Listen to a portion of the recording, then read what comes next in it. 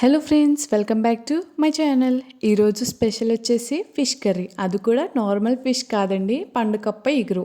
మంచిగా మసాలా ఫ్లేవర్స్తో అద్దరిపోతుంది అంతే. Fish curry ఎప్పుడూ ఒకేలా కాకుండా ఇలా ట్రై చేయండి, చాలా బాగుంటుంది. ఇప్పుడు ఎలా చేయాలో చూద్దాం. ముందుగా దీనికోసం పండుకప్ప ముక్కల్ని బాగా శుభ్రం చేసి పెట్టుకోవాలి. అలానే కర్రీ కోసం చిన్నగా కట్ చేసుకున్న టమాటా ముక్కలు, ఆనియన్ పేస్ట్, అలానే చిన్నగా కట్ చేసుకున్న ఆనియన్ ముక్కలు, కొత్తిమీర, పచ్చిమిర్చి, అలానే అల్లం వెల్లుల్లి పేస్ట్. తర్వాత ఒక కడాయిలో ఆయిల్ వేసి ఆయిల్ బాగా హీట్ అయిన తర్వాత చిన్నగా కట్ చేసుకున్న ఆనియన్ ముక్కలు, అలానే పచ్చిమిర్చి ముక్కలు వేసి ఒక 5 minutes పాటు ఫ్రై చేసుకోవాలి.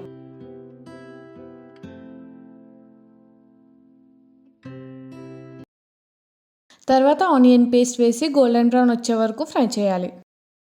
ఇదంతా ఫ్రై అయిన తర్వాత ఇందులో దాల్చిన చెక్క, స్టార్ పువ్వు, జాపత్రి వేసి ఒకసారి బాగా మిక్స్ చేసుకుని ఫ్రై చేయాలి.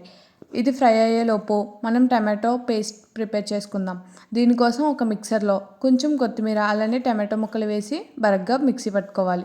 ఇప్పుడు లైట్గా ఫ్రై అయిన ఆనియన్స్లో మిక్సీ పట్టుకున్న టమాటో, కొత్తిమీర పేస్ట్ వేసి ఒకసారి బాగా మిక్స్ చేసుకుని ఇందులో 1 tablespoon అల్లం వెల్లుల్లి పేస్ట్ వేసి పచ్చివాసన పోయే వరకు ఫ్రై చేయండి. తర్వాత మీకు సరిపడా ఉప్పు, 4 tablespoon కారం, అలానే కొత్తిమీర, 1 tablespoon పసుపు వేసి బాగా మిక్స్ చేసుకోవాలి.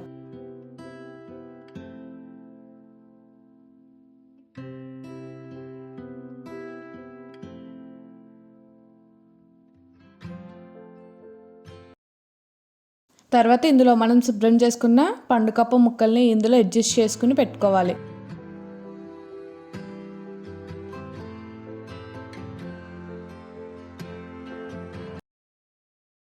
ఇప్పుడు ఇందులో ఒక గ్లాస్ వాటర్ వేసి లైట్గా మిక్స్ చేయాలి.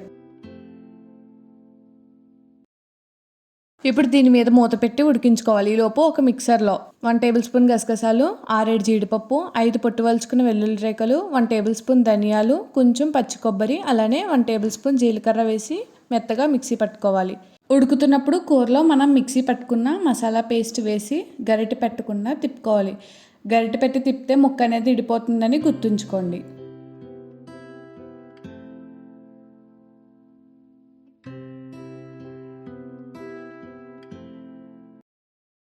కూరలో వాటర్ లేకుండా బాగా ఎగిరిపోయే వరకు ఉడికించుకుని లాస్ట్లో పైనుంచి కొత్తిమీర వేసుకుంటే పండుకప్ప ఎగురు రెడీ అయిపోతుంది. ఇప్పటికీ ఈ వీడియో చూస్తుంటేనే ఈ కర్రీ వండుతున్నప్పుడు స్మెల్ వచ్చింది. అబ్బా, ఆ స్మెల్ అనేది మర్చిపోలేకపోతున్నానండి. అంత బాగుంది. మరి ఆ టేస్ట్, స్మెల్ అద్దరిపోయింది అంతే.